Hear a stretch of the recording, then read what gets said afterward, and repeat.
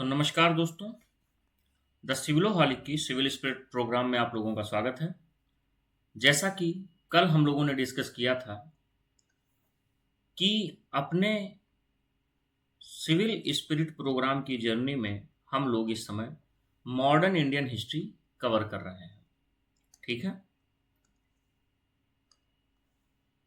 इसके साथ ही साथ कल हम लोगों ने मॉडर्न इंडियन हिस्ट्री का एक अप्रोच समझा था कि किस तरीके से हम इस पूरे सब्जेक्ट को लेकर के चलेंगे, किस तरीके से मॉडर्न इंडियन हिस्ट्री कोई एक सब्जेक्ट नहीं है, एक ट्रांसफॉर्मेशन है।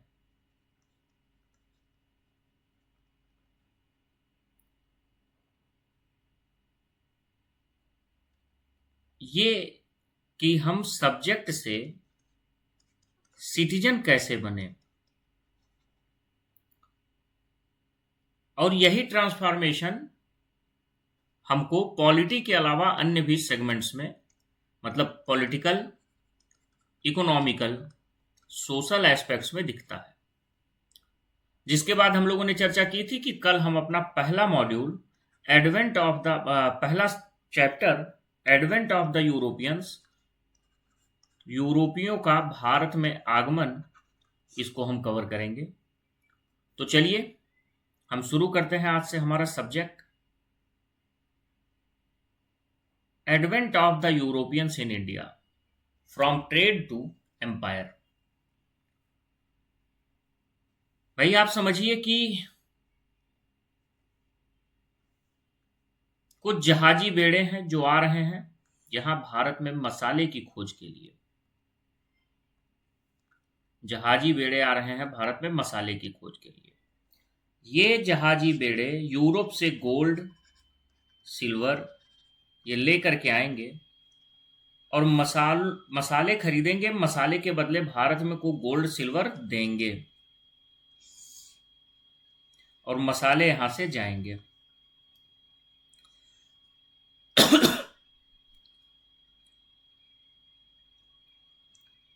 ये मसालों की खोज ने ही भारत के भाग्य को बदला है, अगर हम ये कहें तो गलत नहीं होगा।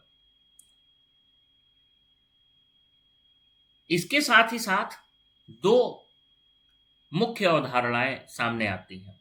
आप खुद सोचिए, आज अमेजॉन, फ्लिपकार्ट जैसी कंपनीज हैं। यदि अमेजॉन, फ्लिपकार्ट जैसी कंपनी आपके देश के शासन व्यवस्था पर कब्जा कर ले तो कैसा होगा? कुछ ऐसी ही यात्रा रही है इन यूरोपीय कंपनियों की। मूलतः दो प्रश्न से शुरुआत करते हैं कि could a business company rule an entire country. भाई आज आप लोग कई सारी प्राइवेट कंपनियां देख रहे हैं, कई लोग काम भी कर रहे होंगे। ठीक है, अमेजॉन है, फ्लिपकार्ट है, ठीक है, ये तो लॉजिस्टिक कंपनीज हैं। इसके साथ ही साथ अंबानी, रिलायंस ग्रुप, अडानी ग्रुप, ये सभी लोग क्या हैं? प्राइवेट कंपनियां। क्या हो कि ये प्राइवेट कंपनियां जो है वो पूरे देश पर कब्जा कर लें। आप आज की स्थिति में सोच के देखिए।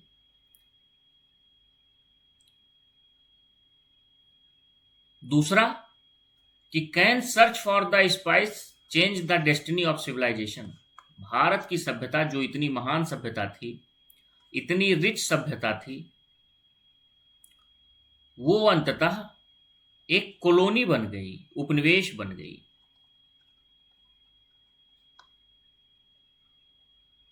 ये कैसे हुआ, इस पर हम चर्चा करेंगे advent of the Europeans chapter में। क्या क्या हम इस मॉड्यूल के बाद समझेंगे? सबसे पहली चीज, why Europeans come to India. क्यों जरूरत थी भाई इन्हें?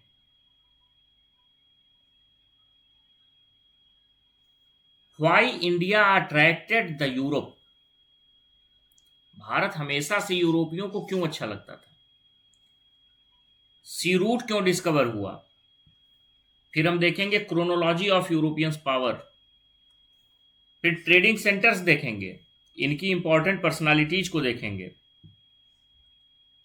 फिर हम देखेंगे कि भाई पोर्तुगीज आए थे, डच आए, फ्रेंच आए, इंग्लिश आए, डेनिश आए, तो इनके अंदर क्या क्या कंपैरिजन था और अंग्रेज सफल क्यों हुए।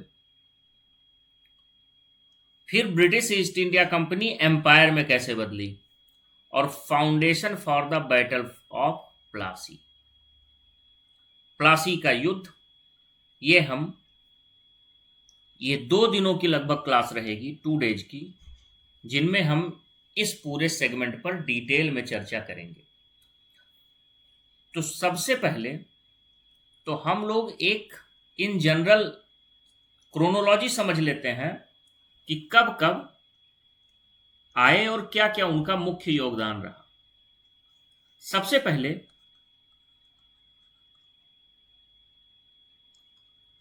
पोर्टुगीज या पुर्तगाली ये भारत आते हैं 1498 में। कौन? सभी को पता है, वास्को द गामा।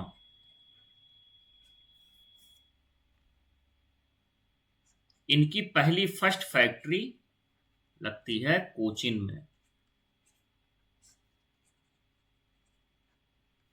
1503 में। कैपिटल क्या है? 1510 में कैप्चर किया गया गोवा, इसे 1530 में कैपिटल बनाया गया, राजधानी। इंपॉर्टेंट सेंटर कौन है? दीव, कलिकट,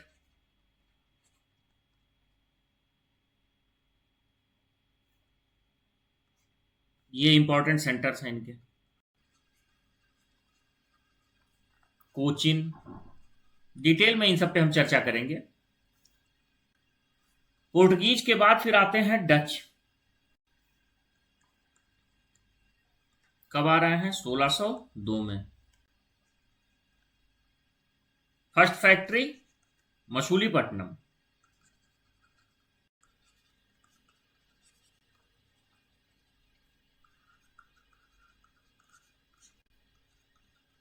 जिसे मछलीपट्टनम भी कहते हैं, वहां पे पहली फैक्ट्री लगती है। ठीक है। तीसरा, इंग्लिश आते हैं, ईस्ट इंडिया कंपनी। ठीक है। इस्टेब्लिश ये बहुत पहले ही हो जाते हैं इंग्लैंड में, और 1608 में लगभग भारत में आना होता है। 1611 में इनकी पहली फैक्ट्री लगती है मछलीपट्टनम में, मुगल कोर्ट के बाहर, मुगल आउटसाइड फ्रॉम मुगल। और 1613 में सूरत में पहली फैक्ट्री लगती है, ये मुगल एम्पायर के अंडर में। तो कई बार मछलीपट्टनम और सूरत दोनों ही आता है, तो अगर मुगल एम्पायर में पूछ रहा है तो वो सूरत रहेगा, इंडियन टेरिटरी में पूछ रहा है तो मछलीपट्टनम रहेगा। अगर मछलीपट्टनम नहीं है विकल्प में तो सूरत सही होगा आंसर। ठीक है।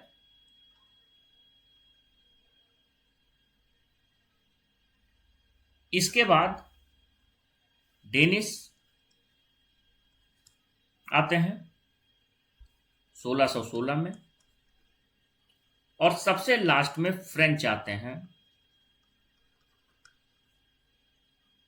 1664 में, जो कि पौंडीचेरी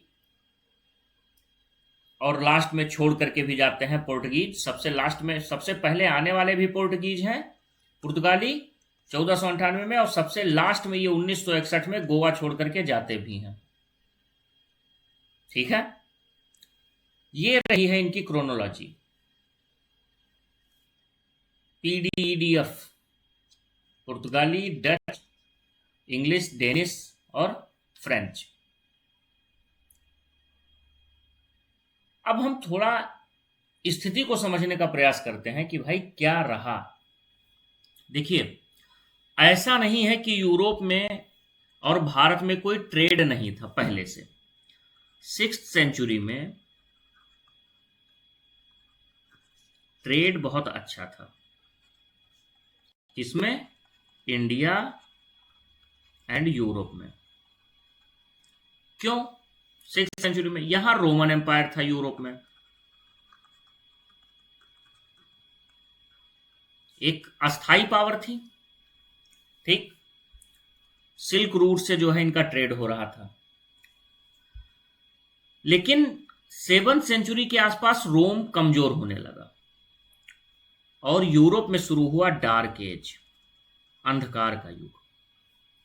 और दूसरी तरफ इंडिया और यूरोप के बीच में पड़ने वाले अरब्स का जो है वो राइज हो रहा है,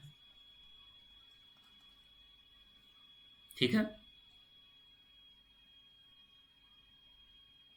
अब डार्क एज हो रहा है तो यहां पर ट्रेड डिक्लाइन हो रहा है।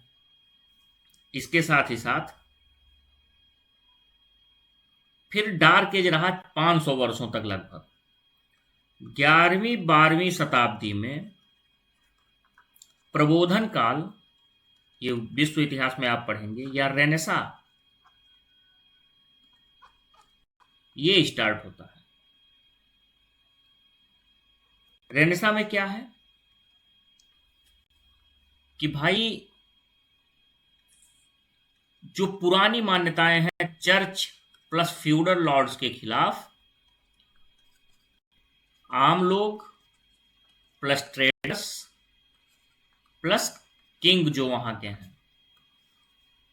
ठीक है, ये एक साथ आ जाते हैं। मैकियावेली इसी समय लिखते हैं द प्रिंस, जिसमें वो बताते हैं कि राजा को निरंकुश होना चाहिए। क्यों? क्योंकि जिससे फ्यूडल लॉर्ड्स की पावर कम हो सके, ठीक है। और इस प्रबोधन का जो आप विश्व इतिहास में जब आप पढ़ेंगे पुनर्जागरण, इसका सबसे बड़ा बेनिफिट हुआ इटली को।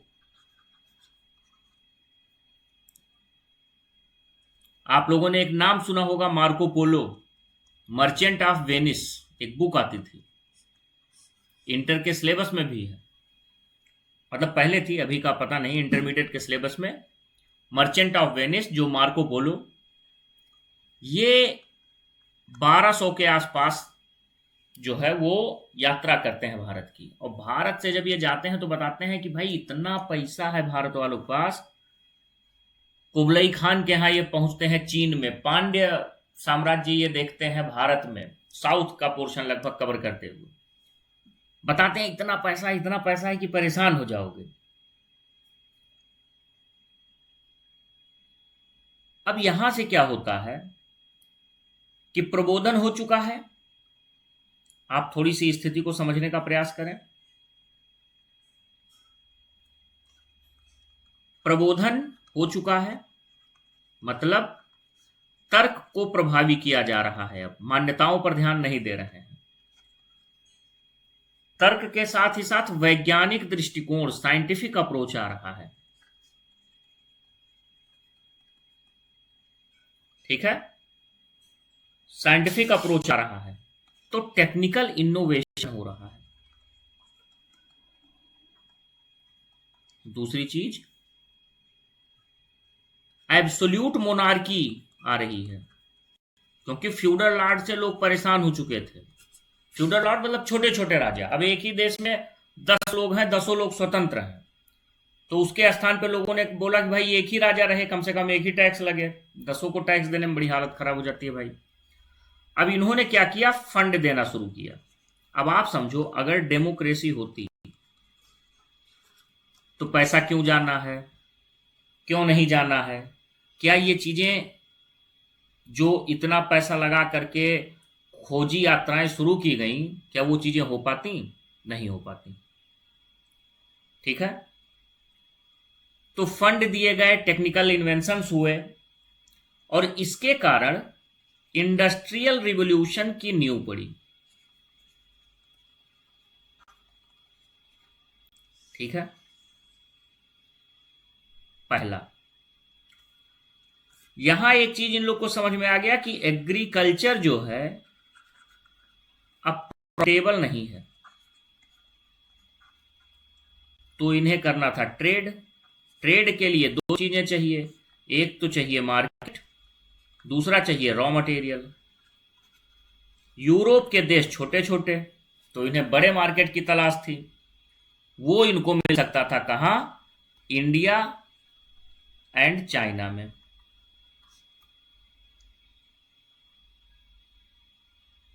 ठीक है। तो भाई इस प्रबोधन का सबसे बड़ा जो बेनिफिट उठाया वो इटली ने उठाया। 11th सेंचुरी से 15th सेंचुरी तक इटली की मोनोपोली रही। इटली क्या करता था कि जैसे इंडिया है, इंडिया से यूरोप जाने के लिए अरब जो ट्रेडर्स थे उनके साथ इटली के व्यापारियों ने अपना जो है एक मध्यस्थता कर ली, लाइजनिंग कर ली। यहां से सामान लेके आते थे, यूरोप में बेचते थे। बहुत पैसा इटली के पास हो गया। तो जैसे पुर्तगीज या स्पेन को ये सब चीजें जो है वो लगने लगी कि ना भाई यहां पर तो हमें भी होना चाहिए, केवल इटली ही क्यों। ठीक है। और उसी के साथ एक घटना और हुई। मैं आपको मैप के माध्यम से थोड़ा सा दिखाऊंगा। ये है इंडिया और यहां है, ये है यूरोप। अब अगर हम लैंड रूट की बात करें, ठीक है, तो ये है लैंड रूट जो आप लोगों को दिख रहा है। ये जो साउथ का ये जो हिस्सा है, यहीं स्पाइसेस मिल रहे हैं, मसाले, और वहां पर यूरोप के मार्केट में जाना है। लैंड रूट ये है। 1453 में ये जो कॉन्स्टेंटिनोपल है, यहां पर बैजेंटीनी एम्पायर को हटा के ऑटोमन टर्क्स ने क्या कर लिया है? कब्जा। ऑटोमन टर्क्स ने कब्जा कर लिया है। ठीक। अब जब ऑटोमन टर्क्स का यहां कब्जा हो जाएगा तो इन्होंने क्या किया? टैक्स बढ़ा दिया है और इनके पास पैसा आ रहा है। ठीक। तो जब टैक्स बढ़ चुका है तो जाहिर सी बात है कि अब नीड पड़ेगी इस रास्ते के एक अल्टरनेट रास्ते की। भैया आप बताइए, आपको घर जाना होता है, आप मेन रोड से जाते हैं, कभी अगर ऐसा हुआ कि उस रूट पे कंस्ट्रक्शन का काम चल रहा है या ब्लॉक कर दिया गया, तो आप क्या करते हैं? कोई अल्टरनेट रास्ता देखते हैं। यूरोप में भी लगभग स्थिति वही बन रही थी। ठीक है। ये चाइना से सिल्क और इंडिया से जो है वो स्पाइसेस, ये सब लेने के लिए चीन और इंडिया से जाना था यूरोप। कंट्रोल था इनके पास। तो यूरोप ने न्यू रूट्स की तलाश की। अच्छा, इसके साथ ही साथ लोग ये मोनोपोली से भी परेशान थे। ठीक है। तो कुल मिलाजुला करके कुछ ऐसी स्थितियां बनी। ठीक है, आप यहां पर देख रहे होंगे। और उसके बाद फिर जब वास्को डी गामा आता है तो फिर वो Cape of Good Hope cross करके जाता है। अब भाई ये तो हो गई कि हमें या यूरोपियंस को नए रूट की आवश्यकता क्यों पड़ी, नए सिल्क जो है समुद्री रूट की आवश्यकता क्यों पड़ी। ठीक है।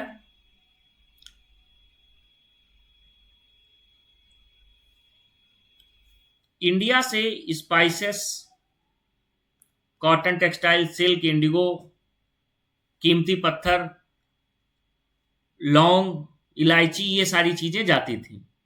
यूरोप से गोल्ड सिल्वर आते थे, ग्लासवेयर्स आते थे, वाइन आती थी, मेटल गुड्स आता था। ये ट्रेड इनके बीच में होता था। तो अब भाई नए रूट की आवश्यकता पड़ गई है। भारत से ये चीजें यूरोप के लिए बहुत आवश्यक होती थी। ठीक है। इसका नोट डाउन कर लीजिए, कई बार प्रीलिम्स में पूछ लेता है। ये चीजें यूरोप जाती थी और यूरोप से, अच्छा डॉलर का सिस्टम तो था नहीं तब, तो इन चीजों के बदले वहां से गोल्ड सिल्वर आता था। अच्छा, इंडियंस की बहुत ज्यादा चीजों की डिमांड थी नहीं, मैंने आप लोग को कल भी बताया था कि हमारी सेल्फ सफिशिएंट इकोनॉमी थी, तो यहां से ये सामान भेज करके गोल्ड सिल्वर हम लोग अपने पास रख लेते थे, तो इंडिया हो जाता था सोने की चिड़िया। ठीक है, तो क्या ट्रेडिशनल ट्रेड रूट जो मैंने आपको बताया, यूरोप से कॉन्स्टेंटिनोपल, कॉन्स्टेंटिनोपल से अरब जो है मर्चेंट्स के पास, और वहां से इंडिया। ये आप देखिए, ये ऑटोमन का इलाका है, बुरशा बगदाद, ये इतना ये पोर्शन, ये ऑटोमन एम्पायर है अपने पीक पर। ठीक है,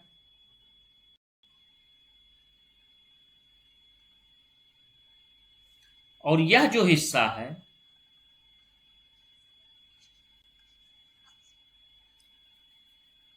जो सी रूट पर छोटी छोटी यात्राएं हो रही हैं, वो अरब्स ने कब्जे में कर रखी हैं। तो ऑटोमन प्लस अरब,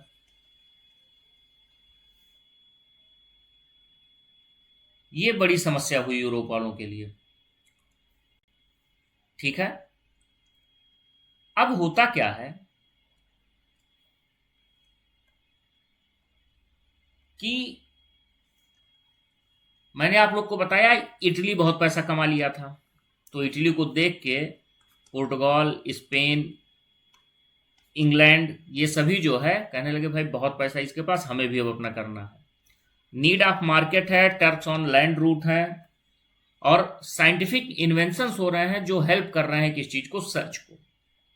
इसके साथ ही एब्सोल्यूट मोनार्की है, तो कोई क्वेश्चन करने वाला भी नहीं है कि नहीं नहीं देश का पैसा आप जो है सी रूट में की खोज में क्यों लगा रहे हैं, जो है सो है, रहने दीजिए, ऐसा कहने वाले। जैसे अभी इंडिया की स्पेस एजेंसी पे बात हो तो कुछ लोग बात करते हैं कि एजुकेशन और हेल्थ में अभी काम नहीं हुआ है तो स्पेस में क्यों जा रहे हैं, ऐसी कोई चीज फिलहाल यहां पर तो नहीं थी।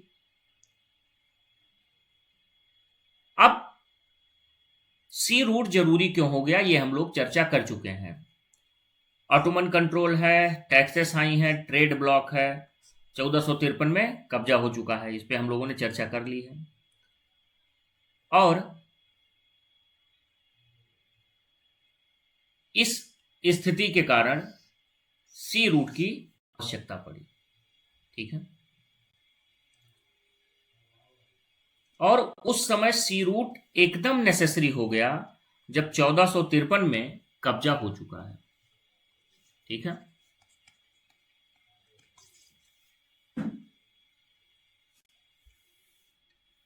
तो खोज शुरू होने लगी। सबसे पहले प्रिंस हेनरी, इसने लगभग लगभग अपना पूरा लाइफ सी रूट खोजने में लगा दिया, लेकिन सफल नहीं हुआ।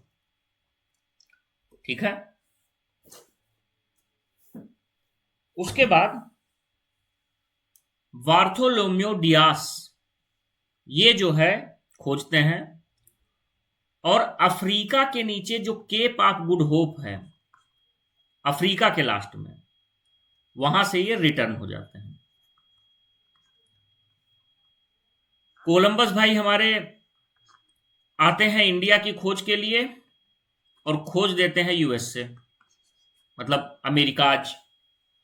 यहां पर इन्होंने जो स्थानीय लोग थे उनको नाम इसीलिए दिया रेड इंडियंस। लेकिन एक गुजराती ट्रेडर अब्दुल मजीद के सहयोग से पुर्तगाल का एक नाविक, पुर्तगाल का एक, केवल नाविक नहीं, हम इसे एडमिनिस्ट्रेटिव आदमी भी कहेंगे, यहां पर यह समझने वाली चीज है कि वास्को डिगामा ने उसके बाद जो जो काम किए, वो केवल एक नाविक या केवल खोजी नहीं कर सकता, उसके अंदर प्रशासनिक क्षमताएं भी थी। तो वास्को डिगामा ने क्या किया, कलिकट या भारत पहुंचता है वो। ठीक है, और यहीं से सी रूट की शुरुआत होती है।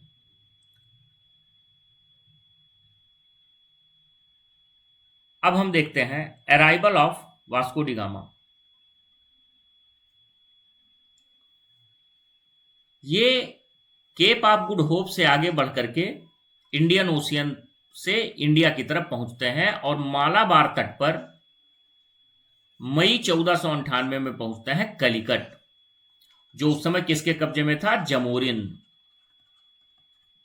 ठीक है, केरल की स्थिति। जमोरिन स्वागत करते हैं कि भैया 1453 के बाद तो पूरे यूरोप गायब हो गए थे, अब आए हो, बहुत बढ़िया, वेरी गुड, जल्दी आइए, कुछ ट्रेड वेड किया जाए, और शुरुआती परमिशन भी प्रोवाइड कर देते हैं। ये इतनी बड़ी घटना क्यों है? क्योंकि मैंने आपको बताया कि अरब ट्रेडर्स का इंडियन ट्रेड पर जो है वो कंट्रोल हो रहा था, और वो एक मिडिलमैन की भूमिका में थे। इंडिया से सामान लेते थे, यूरोप पहुंचाते थे। वास्को डी गामा के आने से अरब ट्रेड जो है मोनोपोली ये समाप्त हो गई। ठीक है, अरब की जो ट्रेड मोनोपोली है वो समाप्त हो गई और यहां से ट्रेड शुरू हो गया।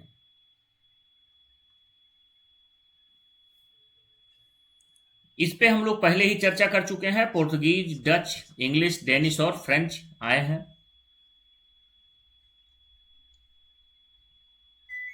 अब हम पहली अपनी जो एक सबसे बड़ी जो ताकत है पोर्टुगीज, हम उस पर बात करते हैं।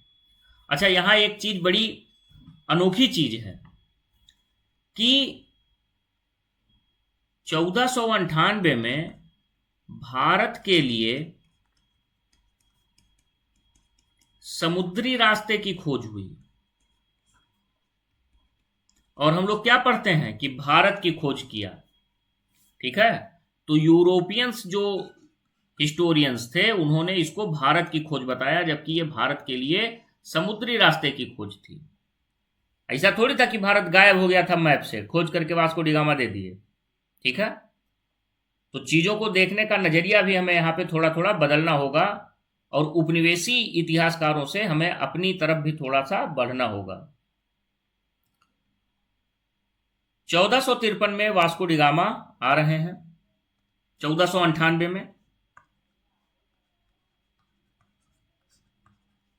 ठीक है, और फिर ये वापस जा रहे हैं 13 गुना प्रॉफिट लेके, 13 टाइम्स प्रॉफिट लेकर के ये हो रहे हैं वापस। तो पुर्तगाल के जो सम्राट हैं उन्होंने बार्थोलोम्यो डियाज को एक बार फिर से भेजा 1500 में। ये भी पहुंचे, इन्होंने भी ट्रेड किया और अच्छा खासा प्रॉफिट लेकर के वापस हुए। यहां से क्या हुआ? लालच बढ़ा और एक बार फिर से वास्को डी गामा को भेजा गया 1502 में। अब ये देखिए, ये पहुंचते हैं तो ये क्या करते हैं, इस समय स्थिति देखिए क्या है। एक तो जमोरिन है, लोकल रूलर, दूसरे अरब ट्रेडर्स हैं, और इनके वर्सेज में है पोर्तुगीज। अब ये केवल ट्रेड नहीं कर रहे हैं, अब इनको चाहिए ट्रेड में मोनोपोली। जमोरिन से इन्होंने मोनोपोली की मांग की, जमोरिन ने मोनोपोली नहीं दिया। इन्होंने कहा ना भाई, हमारे अरब दोस्त भी हैं, ये भी करेंगे, आप भी करिए। ठीक है, पोर्टुगीज केवल मोनोपोली ही नहीं चाह रहे थे ट्रेड में, इसके साथ ही साथ ये अपने रिलीजन को भी क्या कर रहे थे? स्प्रेड कर रहे थे, बढ़ा रहे थे।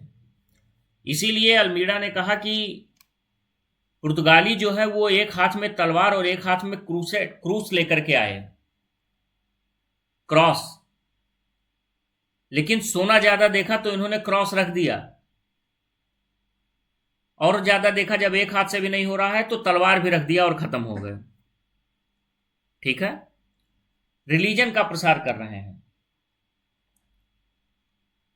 अब यहां भाई रिलीजियस सेंटिमेंट हर्ट हो रहे हैं जनता के, तो शासक भी परेशान है, इनको मोनोपोली भी चाहिए। ये शासक की बात भी नहीं मान रहे हैं। ऐसे में युद्ध होता है, वार। ये फर्स्ट टाइम ऐसा था कि जब ट्रेड के लिए, पॉलिटिकल, इंडियन कॉन्टिनेंट में ट्रेड के लिए युद्ध हुआ। ठीक है। वास्को डिगामा ने ही कार्टराज और काफिला शुरू किया।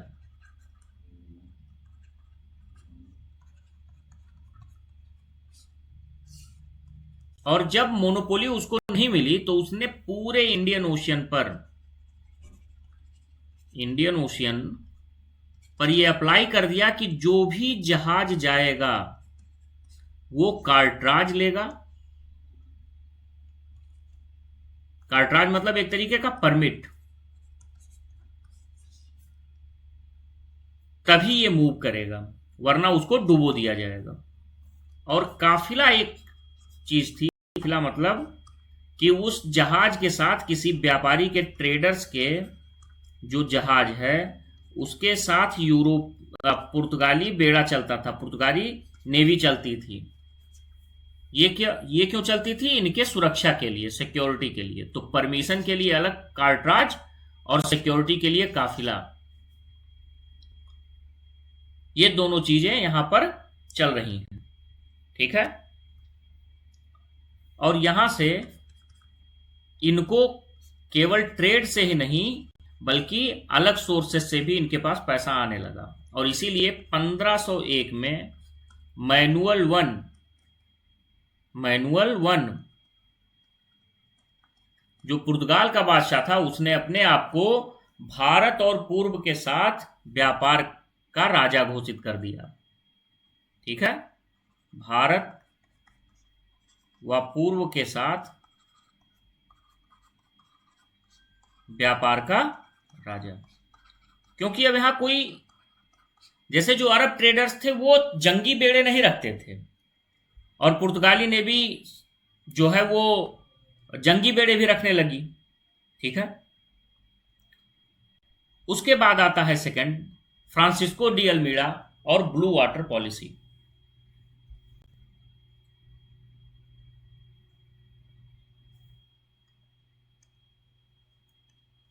फ्रांसिस्को डी अल्मीड़ा 1505 में गवर्नर बनता है। ठीक है। कब ये बनता है? 1505 में। पुर्तगाली सम्राट ने इसे एडवाइस किया या ऑर्डर किया कि आप फोर्टिफिकेशन करिए, अपना जो है फोर्ट्रेस बनाइए, किलेबंदी। कहां कहां? कोचिन,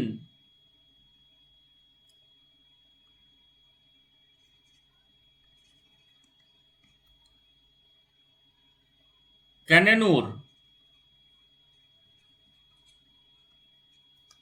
किलवा, इन सब जगहों पे आप क्या करिए? किलेबंदी करिए। तो जब किलेबंदी करेंगे तो 1507 में एक युद्ध होगा वर्सेस जमोरिन। कहां पर? कन्नौर में। ठीक। उसके बाद समुद्र पे एक होगा बैटल ऑफ चौल। यहां पे कौन कौन रहेगा? एक तरफ रहेगा अल्मीड़ा का लड़का, ठीक है, लॉरेंको अल्मीड़ा। दूसरी तरफ ममलूक सल्तनत, जो कि कहां की है? इजिप्ट की, प्लस महमूद बेगड़ा। कहां का? गुजरात का। तो पहला वार ये हार जाता है, पुर्तगाली पहले में डिफीट होते हैं, और ये अल्मीड़ा का लड़का ये मारा जाता है। सेकंड में अल्मीड़ा खुद लड़ता है और ये लोग हार जाते हैं, डिफीटेड। यहां से दो चीजें क्लियर होती हैं। पहली बात कि ट्रेड के लिए कुछ भी करेगा,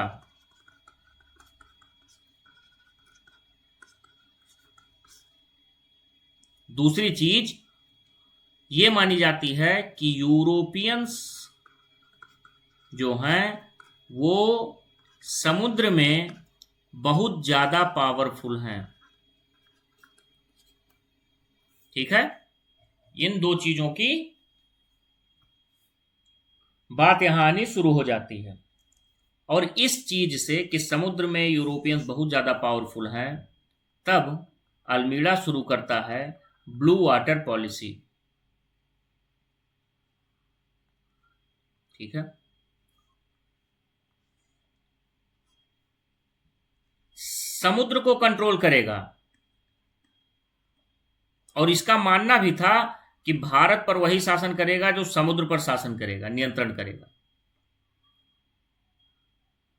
fortified the ports guarding the sea lanes, किले बनवाए।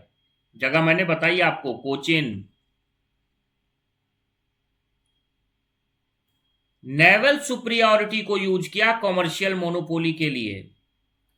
जहाज में यह फिक्स था कि स्पाइस और ये सब कोई नहीं ले जा सकता।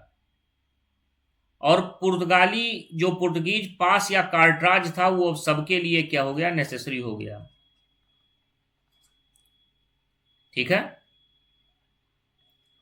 अब आप लोग थोड़ा सा 1498 की स्थिति भी देखिए। 1498 से 1500 की स्थिति भारत की। ठीक है, 1498 से 1526 तक क्या है यहां पर भाई? अगर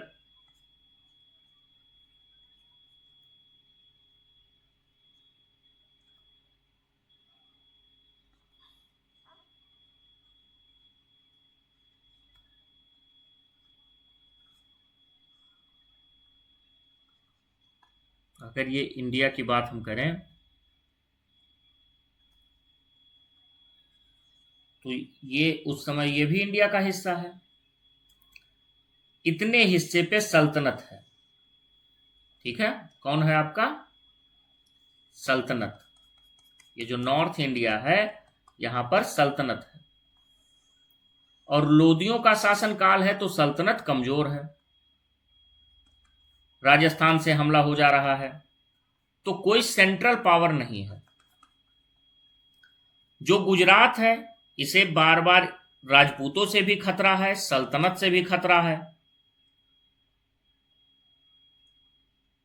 और सबसे बड़ी बात कि सी पावर नहीं है।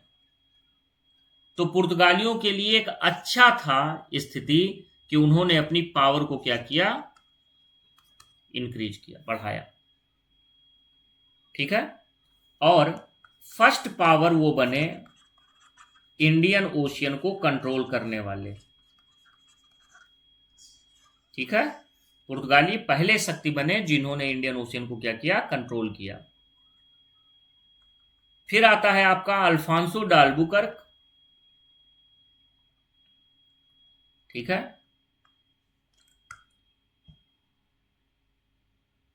अल्बुकर्क को वास्तविक संस्थापक माना जाता है पुर्तगाली शक्ति का। ठीक है, इसने अल्बुकर्क ने कुछ लड़ाइयां लड़ी, उनको थोड़ा सा समझ लीजिए। सबसे पहली चीज तो इसने शिफ्ट किया कि ऐसा केवल सी ओनली नहीं, हम लैंड भी कैप्चर करेंगे। और इसने सबसे पहले दीव पर कब्जा किया, दमन दीव, वहां पर इसने कब्जा किया। 1510 में इसने बीजापुर के सुल्तान यूसुफ आदिल शाह से गोवा छीन लिया। ठीक है, और 1530 में इसे गोवा को कैपिटल बना दिया। ठीक, 1515 में हॉर्मुज पे कब्जा किया और 1511 में मलक्का ले लिया।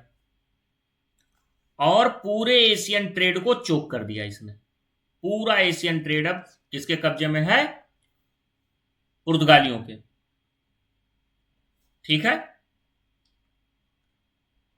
पूरा एशियन ट्रेड किसके कब्जे में है?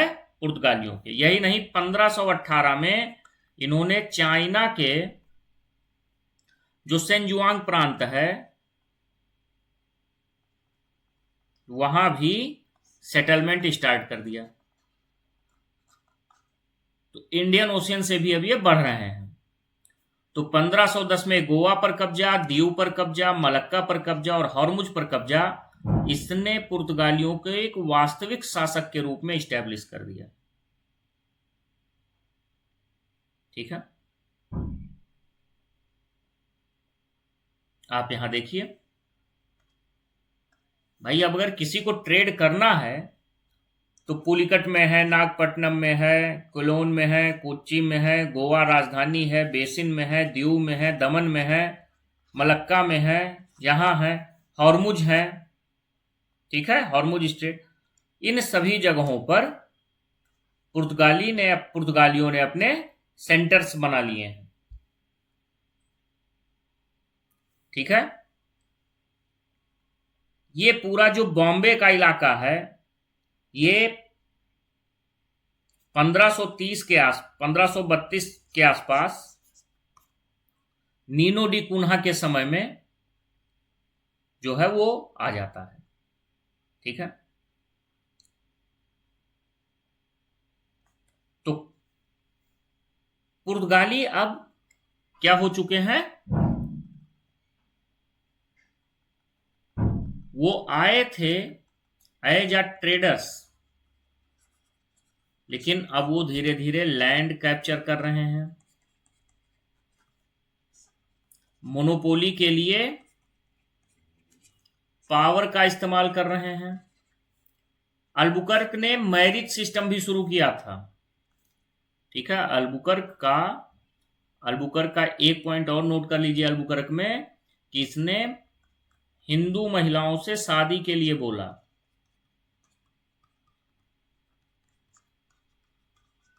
ठीक है, क्यों? क्योंकि अब वो परमानेंट सेटलमेंट के मूड में है, लैंड कैप्चर किया, मोनोपोली जो है इनकी रही, तो अब ये ट्रेडर्स से सीधे सीधे एक पावर बन रहे हैं। हालांकि गोवा पर तो इनका कब्जा जो है वो 1510 से लेकर के 1961 तक रहा, लेकिन ये कभी भी एम्पायर नहीं क्रिएट कर सके। उसके पीछे there are the various reasons, उस पर हम लोग बाद में डिस्कस करेंगे। तो अब आप समझिए कि ट्रेड केवल अब ट्रेड नहीं रहा, ट्रेड से अब ये पावर बन रहे हैं। ठीक है, इसके साथ ही साथ पुर्तगाली जो मिशनरीज हैं वो भी क्या कर रही हैं, मिशनरी जो जेसुएट मिशनरी है, इसके बारे में मुगल अकबर भी प्रभावित हैं इससे। कृष्णदेव राय की भी बात यहाँ के जो है, जो जेसुएट के जो चर्च के जो फादर और पादरी लोग हैं उनसे बात हो रही है। ठीक, गोवा जो है वो क्रिश्चियंस की एक्टिविटी का हब बन चुका है, इसीलिए आज भी आप देखेंगे तो गोवा में क्रिश्चियंस अधिक हैं। सेंट फ्रांसिस जेवियर जो है वो कन्वर्जन पर भी काम करना शुरू कर चुके हैं, और यही रिलीजियस रिजिडनेस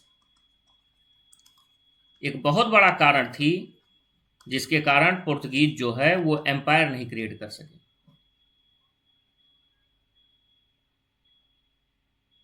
यही रिलीजियस रिजिडिटी ने लोकल शासकों और ट्रेडर्स को एकजुट कर दिया पुर्तगालियों के खिलाफ। ठीक है, ये कुछ इंपॉर्टेंट सेंटर्स हैं जिन्हें आप नोट कर लीजिए, जिन्हें कब कब कब्जा किया गया है, तो आप उसे भी आप नोट कर लीजिए, ज्यादा ठीक है। एक मिसिंग है हॉर्मुज,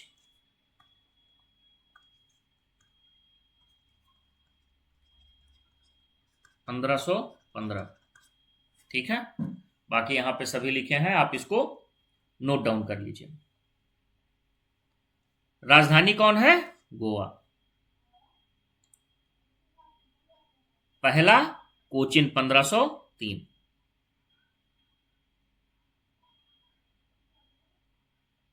यह है फर्स्ट, यह है कैपिटल।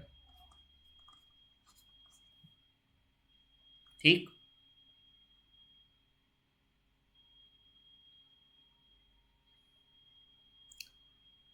पुर्तगालियों के जो इंपॉर्टेंट कंट्रीब्यूशंस रहे हैं उन्हें हम बात कर लेते हैं थोड़ा सा, बाकी नोट्स आपको दिए जाएंगे। इन्होंने इंट्रोड्यूस किया chili, potato, tobacco, pineapple and cashew या काजू भारत में। आलू लाने का, तंबाकू लाने का, काजू लाने का इन्हीं को श्रेय जाता है।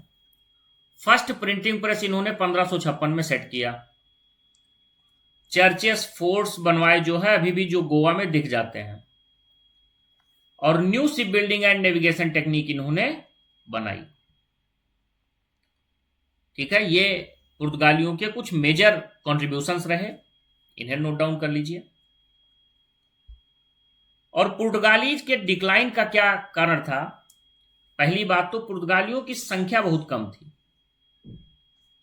नंबर्स में ये कम थे, ये ग्लोबल एम्पायर नहीं बना सकते थे। दूसरी चीज, रिलीजियस रिजिडिटी। मिशनरीज ने लोकल लोगों को जो कन्वर्जन पर काम किया, उसके कारण निगेटिव एक सेंटिमेंट बनता चला गया। जो डच और इंग्लिश थे ये बहुत सुपीरियर शिप्स के साथ आ गए और पुर्तगाली कमजोर होने लगे। स्पेन के साथ इन्होंने एक संधि की और स्पेन वहां कमजोर होने लगा यूरोप में, और इसके साथ ही इन्होंने नेवल फोकस पर कम कर दिया। डचेस ने इनको हरा दिया और एशियन ट्रेड पर कब्जा कर लिया। इसके साथ ही साथ एक चीज और है कि 1600 के आसपास, 1630 के आसपास इन्होंने मुगल से जो है क्या नाम है वो दुश्मनी ले ली, और हुगली जो बंगाल के पास है, हुगली बंदरगाह, वो मुगल्स ने इनसे खाली करा लिया, क्योंकि इन्होंने, पुर्तगालियों ने एक जहाज जा रहा था जिसमें मुमताज महल का सामान था, और जहांगीर के समय में भी उस पर कब्जा कर लिया था। तो 1630 में मुगल से दुश्मनी करना अपने आप में आप यहां नहीं रह सकते। ठीक है,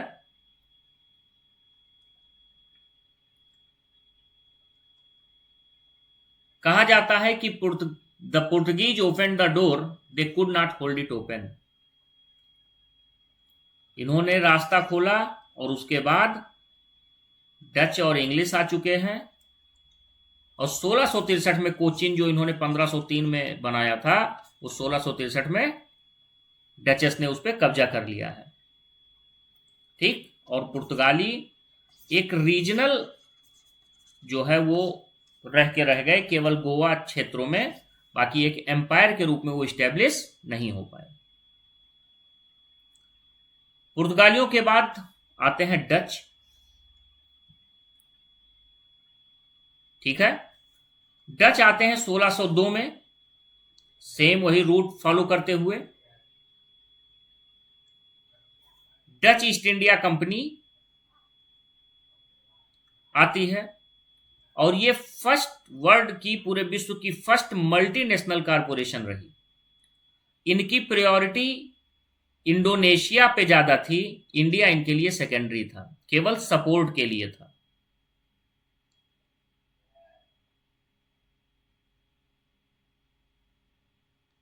ठीक है, ये जो कंपनी थी इसने कैपिटल रेज किए, युद्ध भी किए, संधियां भी की, और यहां से एम्पायर का एक कंसेप्ट धीरे धीरे और मजबूत हो गया। ठीक है, डचेस को इंडोनेशिया के मसाले की सुरक्षा के लिए और इंडिगो और टेक्सटाइल के लिए इंडिया की जरूरत थी। कोस्टल फैक्ट्रीज इन लोगों ने बनाने के लिए इंडिया की आवश्यकता थी। इन्हें पोर्टुगीज मोनोपोली खत्म करनी थी, क्यों? क्योंकि इंडियन ओशियन ट्रेड रूट पर कब्जा था। तो इनका इंडिया में बहुत विशेष इनका रोल नहीं था, इन्हें मुख्यतः इंडोनेशिया चाहिए था, इंडिया केवल सपोर्ट के लिए चाहिए था। ठीक है। अगर इनके इंपॉर्टेंट हम सेंटर्स पे बात करें तो सबसे पहला पुलिकट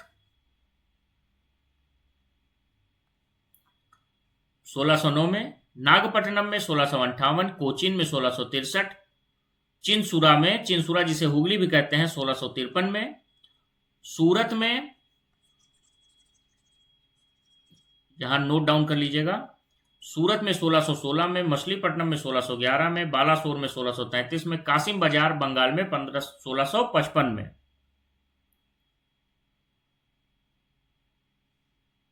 ठीक है।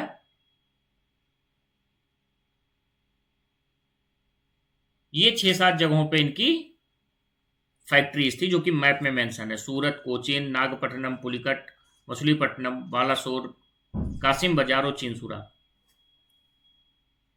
ठीक है। और इसके बाद जो है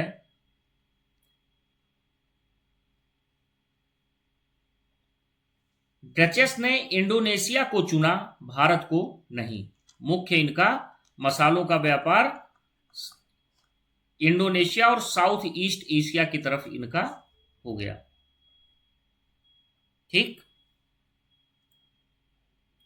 तो पुर्तगीज कमजोर हो चुके हैं डचेस के द्वारा, और डचेस का फोकस कहां है? इंडोनेशिया में। ठीक है। तो इसलिए अब समय होता है कि English east India company versus French company के युद्ध का। ठीक है। जिसे हम लोग चर्चा करेंगे कल। अभी हम लोग क्या समझ रहे हैं? जैसा कि हम लोगों में पहले ही डिसाइड हुआ है कि पहले शुरुआत में हम लोग फैक्ट समझेंगे, प्लस कॉन्सेप्ट्स को समझेंगे, उसके बाद एनालिसिस पर ध्यान देंगे। तो पहले हम अपने इस सेगमेंट को समझ रहे हैं। आप लोगों को जो नोट्स है वो उपलब्ध हो जाएगा, उसके लिए आप लोगों को परेशान नहीं होना है। ठीक है। तो चलिए, आज हम लोगों ने आज की क्लास में जो हमारा टारगेट था उसमें हम लोगों ने क्या क्या पढ़ा?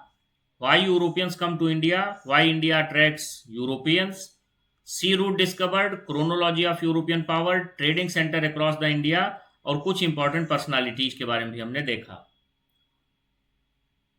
अब ईस्ट इंडिया कंपनी का आना, उनकी कंपैरेटिव पावर्स का एनालिसिस, और अंग्रेज सफल क्यों हुए, इस पे हम लोग कल चर्चा करेंगे। और उसके बाद ईस्ट इंडिया कंपनी एक एम्पायर के रूप में कैसे निकलती है, वहां हम पहुंचेंगे। ठीक है। जो नोट्स आपको हैं वो भी आपको उपलब्ध होंगे। ठीक है। तो आपको किसी भी चीज के लिए परेशान होने की आवश्यकता नहीं है। फिर भी ये पढ़ते समय आप कुछ कुछ शॉर्ट नोट्स अपने बनाते चलें। तो चलिए, इसी के साथ हम अपना ये मॉड्यूल समाप्त करते हैं। कल मुलाकात होती है। बहुत बहुत धन्यवाद।